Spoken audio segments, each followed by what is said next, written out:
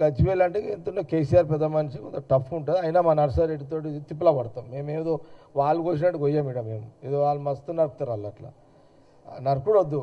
నర్సారెడ్డిని ఎట్లా అంటే గ్యారెంటీ ఇవ్వలేను, కానీ ఎంతనో కేసీఆర్ ఒక పర్సనాలిటీ కాబట్టి మనం తీసుగా టక్కుమని ఓడగొడతామని బాగుండదు కాబట్టి ట్రై చేస్తాం. అది కొంత సిద్దిపేట అంటమో వాస్తవాన్ని కూడా మొదటి నుంచి వాళ్ళకి బలం ఉన్న కాన్స్టిట్యున్సీ, అంత ఈజీగా కూడా కాదు.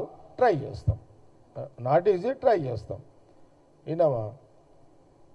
ఇప్పుడు సటక్న నేనే మా అధిష్టానం సట్ నిన్ను అన్నేసిన ఏదో అటక్న నువ్వు పోయిగా నువ్వు అన్నావు కదా పో అన్నారే అనుకున్నాను. ఇక ఇక అన్నారు అనుకో, ఇక నేను ఆడికేం జరగా. విన్నావా? టఫ్ గెలుస్తాను నేను ఏదో కొయ్యా, కానీ కొంత జగరెడ్డి సిద్దిపేట క్యాండిడేట్ అయిందంటే ఇక అది కొంత ఎంతో కొంత ఉంటుంది కదా. ఉండదా? కదా. కాబట్టి అదొకటి ఉంటుంది. ఇక దుబ్బాక కొంత ఉంటుంది, వాళ్ళ బలం ఉంది అక్కడ. టీఆర్ఎస్కి బలం ఉంది. సిద్దిపేట, కొంత గజ్వేలు అండ్ దుబ్బాక వాళ్ళకి బలం ఉంది.